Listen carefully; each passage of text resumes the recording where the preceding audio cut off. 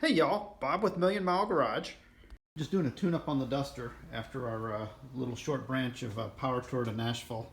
She was running a little lumpy, and I took the plugs out on the passenger side, and three of the four look pretty nasty. And these are NGK GR4, and the R stands for resistor. And just checking out the resistance on the wires. That one's like 8,500 ohms, so really not bad. All of them are checking out around that, so we're good there. And while I had the plugs out, I went ahead and did a compression test. That's the compression tester I used. I used a screw-in style.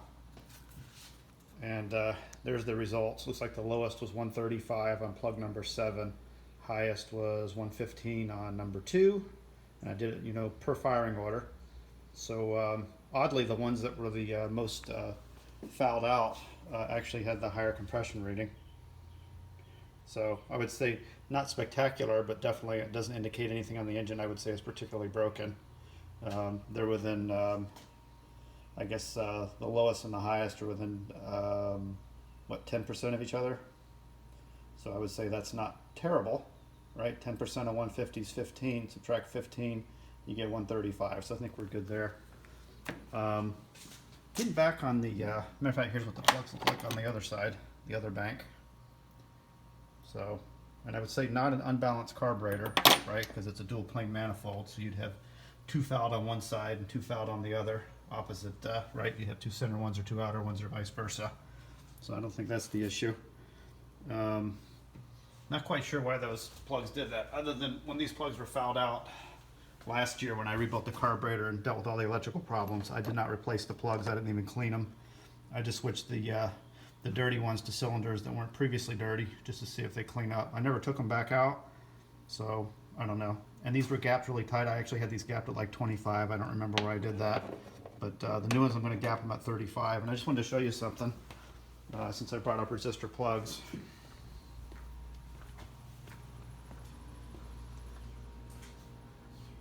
These are discontinued like most spark plug manufacturers are doing. This is an NGK BP5ES, and there's no R in it, which means it's not a resistor plug. So if you hook up an ohm meter to this, it's going to show 0 resistance. It's not going to be any resistance at all. Typical resistor plugs about 5,000 ohms, so not a lot, but if you got a marginal electrical system, right, if you got a stock Duster ignition, it probably only puts out about 20,000 volts. So I'm thinking that's probably something you want to be careful about, is not having a lot of resistance in the wires or the plugs. And just to show here, and of course these are champion part numbers, and this is my 1967 to 74 Chilton's manual. It's been with us since Dad bought the car in 74. You'll notice that none of these part numbers have an R in front of them, and that's all the way through 74. 360 N12Y. I think I was actually running N12s or 14s until way back when, and Champion started giving me RN12s and 14s, and I started having problems with those plugs, and I switched to NGKs, even though they were resistor, and they seem to work a lot better in terms of fouling and cold start performance. So I'm going to put the non-resistor style in because that's what the factory called out for. Now keep in mind it does have suppression wires, so I still shouldn't have interference with the stereo. And obviously it shouldn't have any problems with the electronics, which would be the ignition control module, right? I don't think we'll have any issues there as well. You see I got everything disconnected from when I was doing my compression check. So I'm going to put those other plugs in, and we're going to see how it's going to do. And I've pretty much gone through and checked all of these wires. I was just showing this for example. So as far as I know, all of the wires are in perfect working condition. These wires probably have less than 10,000 miles on them, although they probably are 10 years old. Hey, so I got one of the old GR4s in the vise, since I'll be doing this kind of one-handed, right? I'm holding the video. You see I got one of the test probes laying on the tip of the plug right there where the wire would connect. And then down here I've scraped off the electrode with a razor blade on the side, so I should get pretty good contact. And let me see if I can go in here and get a reading. Yep. So that's about 4,000 ohms resistance cold. And the wires I showed you were ohming out about 8,500 ohms. So that right there, that adds another 50% more than what the resistance in the wire is by having a resistor plug in there that's not specified by the factory manual. Chrysler did not equip these cars with resistor plugs when they were new. But the way the manufacturers are acting now that make the spark plugs, they act like all cars come with resistor plugs, and that's just not the case. Is it enough of a difference to make a difference? I'm not sure. I know it's been having drivability problems even after I got it fixed, although much improved.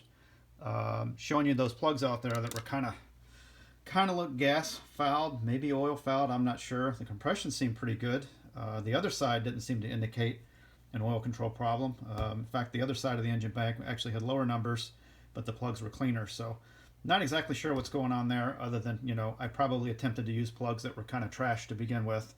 But anyway, I'm guessing that I'll have more spark energy using non-resistor plugs like the factory equipped these cars, basically like they were born with, right?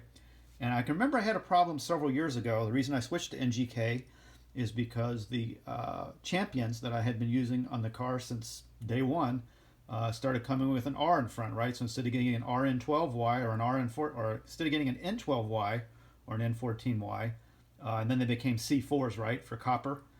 And I think the 4 part was just because they came in a package of 4. I think it was it became N14Y, C4 became RN for resistor. And I noticed that set of plugs, the car did not idle as well. It wasn't as smooth, and it had a tendency to stall with all the accessories on, which was the problem I was having last year, but for other reasons, right? So I'm going to put these on and see how they do. I've also been surfing the internet, and it looks like you can take champion spark plugs. You can take an RN14 and convert it to an N14 because the tops of the plug screw off, unlike this NGK one that came out of my Maxima experimenting with earlier today. The end result of that is it just twisted off the shaft inside the plug. So evidently the resistor on the NGKs is baked down way down below. And from what I could tell, the resistor in the Champions is just a spring with the actual resistor going down the tube, and they put a little Loctite on the end. And I guess if you just heat it up with a torch, like I tried this morning, which obviously didn't work out on this, I probably could switch back to Champions if I wanted to. If I wanted to go with non-resistors, I could just probably take it apart, and if I had an old set of N14s, I could use the guts out of that, or I could just use a thick piece of copper wire, like what you use for wiring a house, and stick that in place of the resistor, and just put it on top of the old spring. So anyway, I'm going to experiment with that, and we'll see how it does.